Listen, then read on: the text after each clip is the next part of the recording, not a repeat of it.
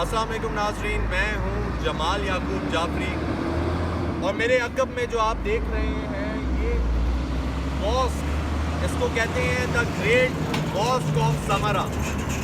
ناظرین، یہ مسجد 18ویں صدی میں عباسی خلیفہ کے دور میں بنائی گئی، اور ناظرین اگر بتایا جائے آپ کو کہ اس کی امپورٹنس کیا ہے، اس کی اہمیت کیا ہے، تو اس مسجد کو دنیا کی سب سے بڑی مسجد اس دور میں قرار دیا گیا تھا، اور یہ مسجد جو ہے اس کی اپنی ایک خاص اہمیت ہے۔ لیکن اس کے ساتھ ساتھ ہم آج جس شہر میں موجود ہیں اس شہر کی بھی اپنی اہمیت ہے۔ ناظرین، آج ہم موجود ہیں سمرا، عراق میں۔ ناظرین، یہ شہر جو ہے 10ویں صدی میں، یعنی 10ویں صدی سے پہلے یہاں پہ ملٹری کیمپس ہوتے تھے، سینٹرل ایشین آرمی کے، سینٹرل ایشین آرمی کے، ٹرکش آرمی کے، اور یہیں سے وہ آپریٹ ہوتے تھے۔ اس کے علاوہ ناظرین اسی دور میں اس کو انڈسٹریل ہب تو نہیں کہہ سکتے، لیکن تجارتی ہب ضرور بنایا گیا، یعنی کہ اس شہر سے تجارت ہوتی رہی اور ایک صدی کے بعد یہ جو ہے تجارتی مرکز بن گیا، اور ایک بڑا تجارتی مرکز بن کے سامنے آیا، ابھرا۔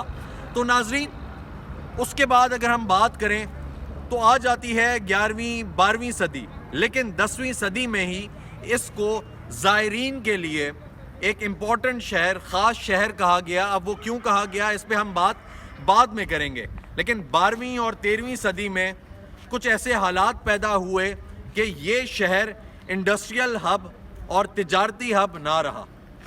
پھر ناظرین ہم لوگ اس چیز سے باہر نکلتے ہیں اور ہم اس چیز پہ آتے ہیں کہ 16ویں 17ویں صدی میں کیا ہوا، کیونکہ آہستہ ہم لوگ آگے کی طرف موو کر رہے ہیں، بیچ میں حالات اپس ڈاؤنز آتے رہے اس شہر میں۔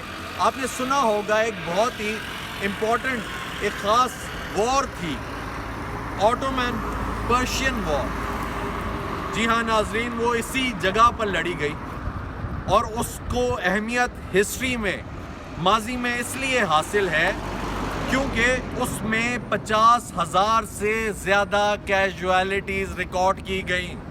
50,000 بول دینا بڑا آسان ہے، لیکن اس جنگ میں 50,000 سے زیادہ افراد نے اپنی جان کی بازی ہاری، لیکن پھر وہ جو وار تھی وہ آٹومن امپائر جیت گئی، اور پھر ورلڈ وار 1 تک، پہلی جنگ عظیم تک، یہ ٹرکش عراق رہا، یعنی آٹومن عراق رہا، اور اسی طریقے سے استنبول سے یہ آپریٹ ہوتا رہا۔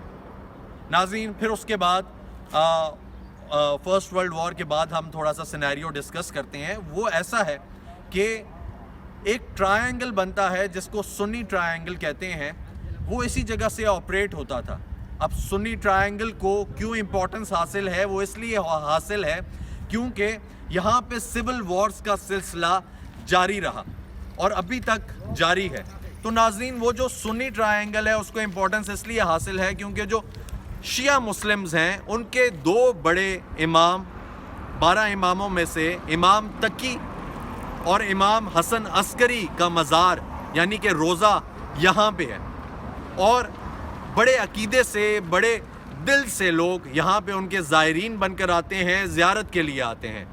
تو ناظرین اسی لیے یہاں پہ سول وارز رہتی ہیں، اور سنی ٹرائنگل یہ نہیں چاہتا تھا کہ وہ زائرین آئیں، اسی لیے کافی دفعہ ان العسکری ماسک کو تباہ کرنے کی کوشش کی گئی، گنبد تباہ کر دیا گیا، بہت کچھ ہوا، لیکن پھر سول وار کے نتیجے میں وہ آزاد ہو جاتا، پھر سے حالات بہتر ہو جاتے۔ لیکن آج یہاں پہ حالات بہت بہتر ہیں۔ اس جگہ کو ایک اور اہمیت بھی حاصل ہے کہ امام مہدی، جن کا ذکر اینڈ آف دا ٹائم میں ہے، جن کا ذکر ہے کہ ان کا ظہور ہوگا حضرت عیسیٰ سے پہلے، اور حضرت عیسیٰ ان کے پیچھے نماز پڑھیں گے۔ کہا جاتا ہے کہ انہوں نے بھی غیبت اسی جگہ سے، اسی زمین سے اختیار کی، اور ناظرین ان کا تعلق بھی اسی زمین سے تھا کیونکہ ان کے والد حسن عسکری یہیں سے تعلق رکھتے تھے۔ تو ناظرین عوام سے جانیں گے، بات کرتے ہیں پاکستانی عوام سے کہ جہاں پہ سول وارز ہوتی ہیں، جن شہروں میں ہوتی ہیں، جن ممالک میں ہوتی ہیں، وہاں پہ ان کو کیا لگتا ہے کہ حالات بہتر ہو سکتے ہیں. آج ہمارے ملک کو ایک ایسے چیلنج کا سامنا کرنا پڑ رہا ہے جو کہ معاشی چیلنج ہے. ہم لوگ کیسے مل کے اس کو کور کریں گے؟ آپ لوگوں کو میں نے تھوڑی سی ہسٹری اس لیے بتائی کیونکہ آج ہم جس شہر میں جس ملک میں چل رہے ہیں کم از کم ہمیں اس کا پتہ ہونا چاہیے. ہمارے ساتھ رہیے گا.